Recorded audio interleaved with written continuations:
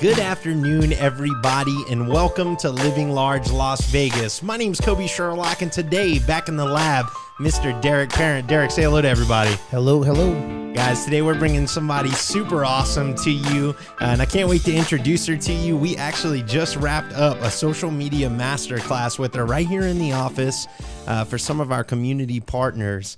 And so without further ado, I'd love to introduce Miss Kim Delmonico, who is the founder of BeInfluence and does an incredible job of working with social media through her agency. So Kim, will you say hello to everybody? Hi, everyone. This is Kim Delmonico. Thanks so much for having me here. We're grateful you're here. Thank you. Yeah, of course. And, you know, just as a background, can you tell everybody a little bit about yourself and where you're from and a little bit of background on you? Well, I grew up in upstate New York, and then I lived in New York City for about 8 years. I went to NYU for my undergrad. Then I moved out here to Las Vegas. I worked in nightclubs for a while. I was a cocktail waitress at the 4040 Club, Jay-Z's sports bar, Ultra Lounge. So I opened that club up at the Palazzo. And then I went to law school here at UNLV. Yes, and law school, you know, going from being a lawyer, which you did, being a lawyer, to now working, of course, full on in marketing. What was that transition like? How's that lifestyle? Well, it is a funny story. So I was clerking for the Nevada Supreme Court, and what happened was I got recruited by a digital marketing company here in Las Vegas. They initially wanted me to be their in-house counsel. So they brought me on, and I really liked what they were doing, but since I was still working for the court, I couldn't do legal work for them right away. So I was working two jobs. I was consulting for them, doing some business development work, and also working at the court. And then when my contract was up with the court and I was full-time over at Remark Media, I just really liked what I was doing business development-wise. So we owned bikini.com. We were, throwing pool parties, having really fun events. And, I got in at the ground level where we're just creating social media for bikini.com and a bunch of different websites that we owned. So I got really involved in digital marketing, ad spends, buying, selling ads, creating content. And I thought that was more fun than practicing law. So that's how I really started with that. I stayed there for about a year, and then I wanted to do it on my own. So I started my own business doing it. Yes, that does sound more fun than the courtroom. I learned something new about it. I didn't know you opened up for Jay-Z's at the 4040 Club. I didn't know that. Yeah, that was why I moved to Las Vegas. I worked for the 4040 Club in New York for 2 years, and then I came out here when they were opening up the club here in Vegas. It was only open about a year, but that's what got me here. And when I was at the club, that's when I wanted to go back to school and decided to go to law school. And you don't miss law? You don't miss practicing law at all? I think I got my fill of practicing law, but I work with a lot of lawyers. Yeah. A lot of my clients are lawyers. So it really kind of, I guess, helps, to speak the same language and be able to support them in maybe the digital marketing world? Yeah. So if you're a lawyer and you don't have enough, you don't want to have your own in-house marketing person, you want to outsource and hire a marketing agency, who are you going to hire? Someone who's just a straight marketer or someone who actually has a law license? Yeah. Well, it's funny, every other billboard, every commercial, right now it's all politicians, right? So attorneys, they pull all their ads down because it's political season, but every other ad is an attorney, so. Injury law, we see lawyers all over the place. V does a good job well, you don't want to mention any names. You want to make sure. No free marketing, No, not free marketing. I don't want to get hit with an injunction over here, so let's keep it, all the names out of it. I'm going to tell him Kim keeps us safe. We have our own in-house. So, you've been doing this for how long, the social media, because your class was amazing, that we just wrapped up. How long have you been doing the social media for? Well, I've been doing it on my own for 5 years now. Yeah. Yeah. So when I started my own company, it was just straight social media. So maybe a small business would hire me to post for them on Facebook, Instagram, Twitter, things like that. But my company really expanded because if you're hiring someone to help you with social media, maybe you need help with other marketing related things too. So you might also need help with a website, throwing an event, just all these related pieces. So I started bringing in friends of mine to kind of freelance, do some consulting work, and we really grew from there. And we expanded so much. You know, I work with clients all over the world, really, and everything's remote. So I'm able to bring in consultants to work for me, like on a consulting basis, and work with people all over. Do you specialize with any clients specifically? I mean, I will work with anyone on a case-by-case basis, but I think I really am able to offer the most to people in the legal, the medical, health and wellness, and like lifestyle industries, just because of the experience of me and my team.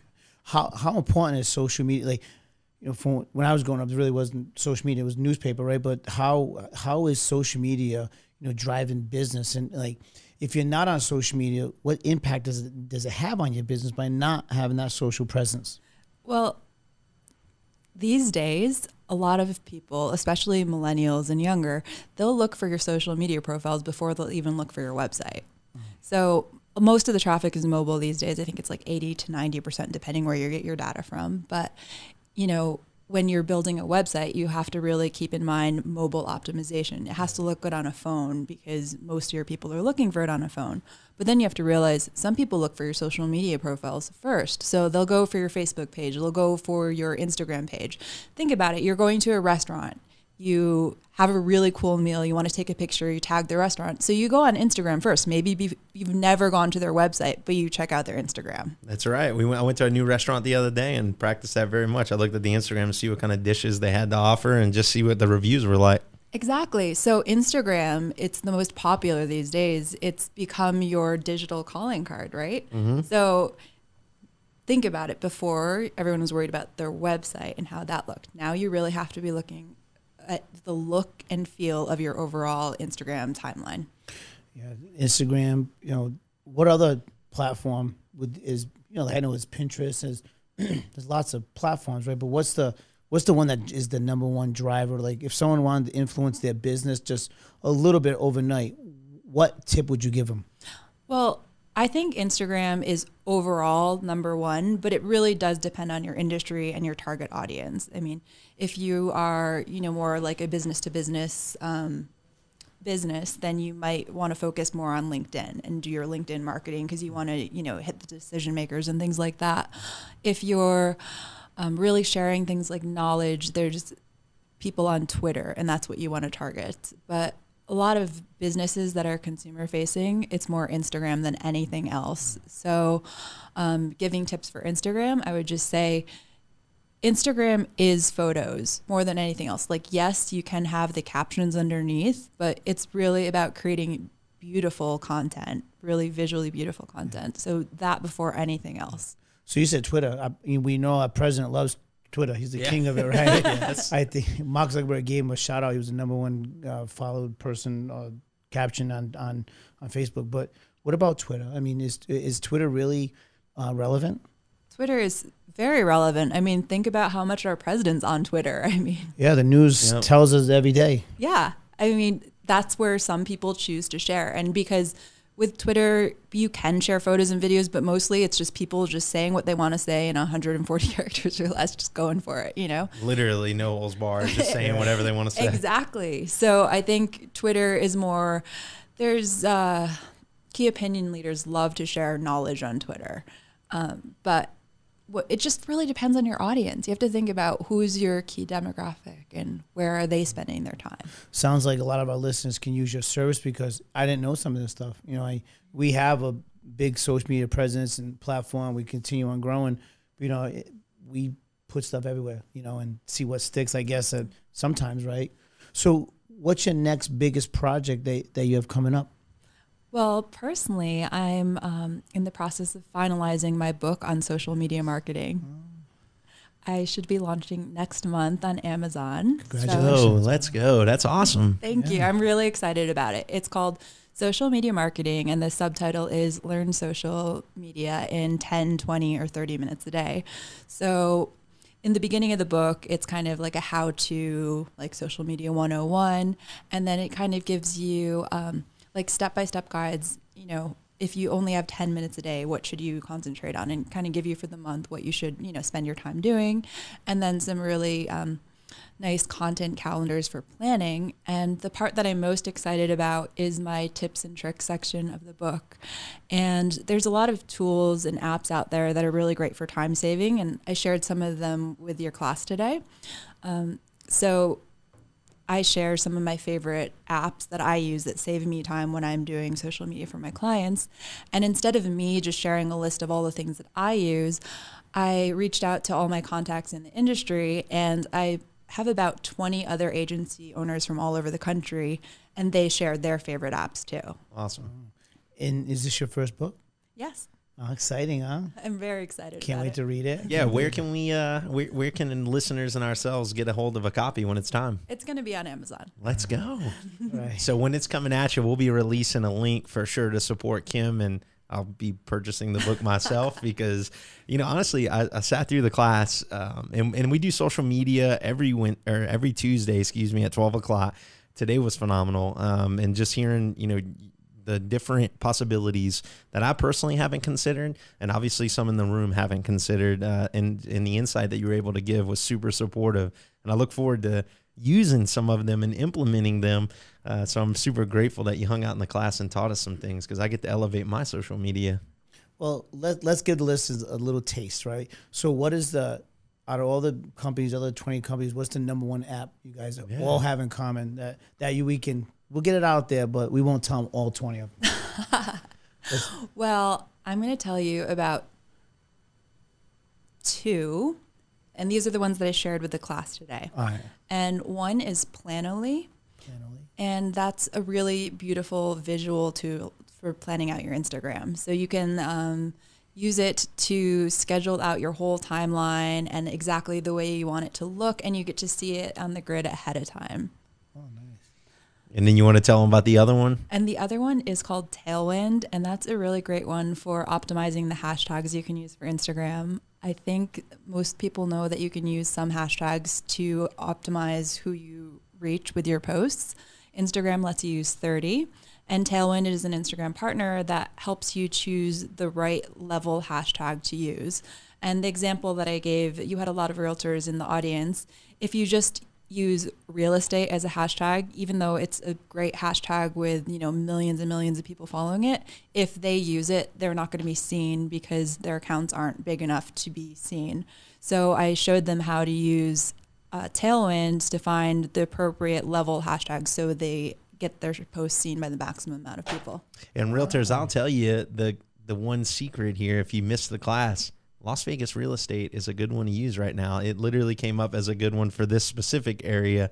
And that is something I learned too. I thought Tailwinds was awesome because I'll be the first to admit that I have been hashtagging blindly. I didn't really understand the use of a hashtag.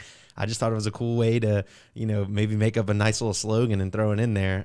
So I will absolutely use that myself to make sure we're amplifying and really effectively using hashtags. Yeah, it's just a really great tool when you are using Instagram to grow your business. I mean, you have to think about it, what is the purpose of using your Instagram? If you're just, a kid sharing your photos and you want your friends and family to see it, you don't need hashtags. But if you want people who are going to potentially, spend money with your brand, you want your post to be seen by that audience. Well, I hope that Rachel and Jane, that they learned something from the class today, because I was taking notes. Well, I tell people this. It's funny because people that know me the most, I tell them if it's just one word, probably I posted it. If it's a sentence and it's spelled right, it's Rachel.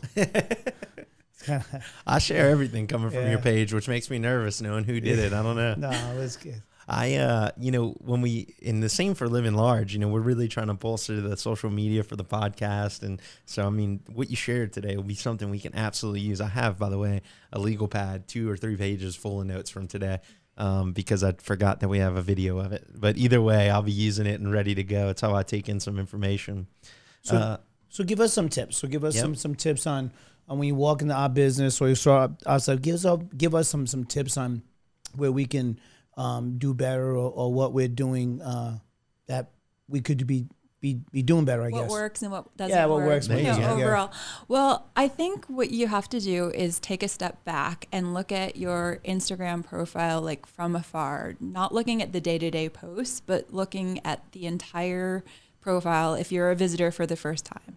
Yeah. And look at it like that. Is there a theme? Is there color consistency? Is there, composition consistency? Are you using your logo? How often are you using it? And just kind of create a look feel to it. And I think Planoly is the really great app to do that, because you can plan out your post for the entire month and then see how it looks. And then, you can have one team member create the post, and then you can, have a meeting where you all look at it together. So consistency, so I know consistency is important, but consistent look on social media. So like I have just Derek Parent, and I post and we'll have, work and then, play and fun in the gym. So I do a little bit of everything on mine. So for me personally, to go my personal brand, I should be doing something different. It depends what you want it for. If it's just you personally and you want people to see a little about your family, a little bit about work, a little bit about, your workouts, fun things that you do, that's fine. That's you as a person. But if you're talking about you as your business, it just depends like what separate them. Yeah, exactly. I always recommend that people have separate accounts. Some people have like already a big social following on their personal profile, and then they start a business and they just want to transition it. But when someone is coming to look for your business and they don't know you personally, they don't want to see, like, they're going to say, who are these people? It's like you out with your friends, right? If they're coming to you, to buy your services, they want to see things that are really consistent to your business and your brand. So think about it. Someone coming to your page for the very first time, that's their first impression of you. It's your digital business card, calling card. What do you want to say? Yeah. I get to make sure I separate mom, and I'm definitely a person that goes all through the personal. I do. I share everything through my personal. And that's fine. And that's maybe the type of thing that you want to put on your story so it disappears, or, share it and then archive it later, The archive. Can you speak a little bit about the archiving feature? Yes. So there's a function in Instagram. I think it's when you look at any individual photo, there's that maybe that thing with like 3 little dots you click on, and there's a function that's going to say archive, and that will just archive the post and kind of keep it in this digital archive that it doesn't delete it. So say you want to, add it later. So if you want to focus on your business right now, just have posts about your business, then later maybe you end this business and you do something else, then you don't care what's on there and you can, share the stuff again. But if you archive the post, it takes it away from the timeline and when people just go to it for the first time. A lot of brands do that. There'll be a new campaign that they launch. They want to just have certain colors, certain consistency. They don't want to show their old stuff. Maybe you rebrand, get a new logo. Mm-hmm. So, all right. So now there's traditional marketing, TV, billboards, print ads. So how much space did the digital media take over from what traditional marketing was? I think it really depends on the market. Some people are still buying the TVs and the billboards, and it depends. Like if you're local, maybe you want to have the billboards and the radio and all that. But I think it's just been such a huge shift toward the trend is going more and more towards digital, because you can really track your return on investment, right? If you buy a billboard, how do you know how many people saw it? You can't track the number of impressions, really. You're like, okay, you can maybe figure out if it's at a traffic light, how many people, go by it, but you don't know how many people looked at it, right? But if you purchase, an ad on Facebook, you can see exactly how many people it was delivered to, how many people clicked on it. There's just so much information and data and analytics that you can use to optimize the ad. So you can, if you're going to experiment with online advertising, there's just A/B testing, which is like a really, really good thing to do. So you can use the same picture and, you test the same picture, but then you change the wording of the ad slightly, and, you run the test and you find out, wow, more people are clicking on this ad because I'm using this caption. So then you start using that caption, and then you say, okay, I'm going to use this caption, but then I'm going to change the picture. So you just keep changing one variable till you find the perfect ad. We just started advertising digitally for some of our courses that we're offering, and I was just looking at the analytics, and what I realize is, and then again, there's a separation in time here, but when I was in the wedding world, we would get our clicks were much cheaper than they are currently for our ad. And do you have any insight on how to lower the cost of the clicks? What affects that? Well, it just might be the whole industry, because I know I work with a lot of lawyer clients, and if you are trying to buy an ad for personal injury Las Vegas, you are going to be paying a lot more than you're paying for mortgage, too. That makes sense. It just depends on the market. Mortgage, you're competing against the online, so it's that word mortgage is a lot more expensive. Like personal injury, if you're looking for babysitter, maybe it may not be. Yeah, there weren't too many wedding venues in Nashville. Not like the mortgage market. Exactly. So it really depends on your market, who you're competing against, and their budgets, right? Right. So what a lot of people are doing now is creating their own organic content, and that's on their websites and concentrating on SEO, because if you have really great content on your website and you're appearing on the first Google page, you own that. And it's not an ad that you have to keep spending. So it's when you invest in your SEO strategy, that's when, it's like a long-term play. Yeah. So do you do a lot of SEO work with your clients too? So not just the social, but I guess the website would be. Yes. I do a lot of writing content for websites, doing ongoing blog posts, things like that. Oh. So literally complete digital marketing services on all levels with you. Absolutely. It's I consider it a boutique marketing agency, full service. Awesome. And where can folks that are listening, where can they contact or find you? My company is called Be Influence. So it's just beinfluence.co. And then is there a good contact number for you or an email that they can reach out to you?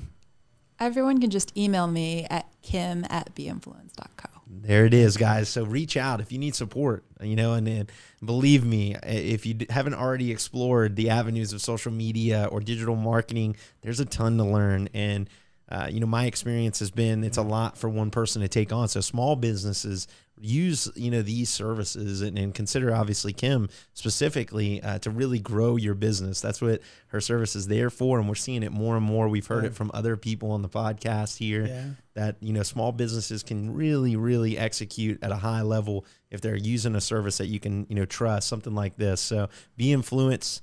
Definitely check it out. I know I will be checking it out for myself. It's fun. Yeah. So we're, obviously we went to the podcast now, and then a lot of video stuff. We have a digital magazine we're launching. So we believe in being, everywhere that you could be. The digital magazine is something I'm very excited about, because the digital magazine is actually for anyone that came in here, and we've done podcasts where we're putting them in there, right? And sharing it with all the other, the influences. I believe in growing your influences. You're growing your sphere, right? And someone just like you, we love being a part of what you're doing. You're a dynamic woman. We love being around you. We've done a lot of stuff together. And honestly, when I knew that you were coming to do the class, I wasn't surprised that the class was packed, right? It was our largest class that we've had literally packed. People were trickling in throughout the entire time. It was a great class. Yeah, right. But it's all because you're an expert at what you do, and you always carry yourself in such a high standard. We're really grateful that you came in and did this podcast for us, because truly you're an influencer that inspires everyone. So we just want to thank you. Thank you so much for having me, Derek. Yeah, Kim, this has been super cool, to see you in this element, and obviously we get to hang out and see each other, but watching you today was really inspiring, and honestly, it inspired action. And how good, I literally can't wait. How great does she look in red? Exactly. Crushing it. Right. But no, today was really, really awesome. Also to see, and again, if you missed the class, you really missed, but to see everyone that was impacted, it is online, but to see everyone in different industries that were impacted from your teachings today, that just translates to a massive level of how everyone, no matter what your industry is, can really look to the service to elevate. So thank you for sharing that. Thank you for all the things that you do to obviously help us in business, no matter the level and or, the industry. I think it's super cool what you're up to. So thanks. Thanks so much for having me, Cody. Of course. So guys, again, check us out. Living Large Las Vegas. We're going to be here, and we're excited to follow up with Kim. I know we got the book coming out. What's the name of the book? Social Media Marketing. Social Media Marketing, Kim DELMONICO. We'll send you guys the link. Again, definitely make sure you take this book, and if anything, reach out to Kim. Let's try to elevate together, guys. Living Large Las Vegas, coming back at you live.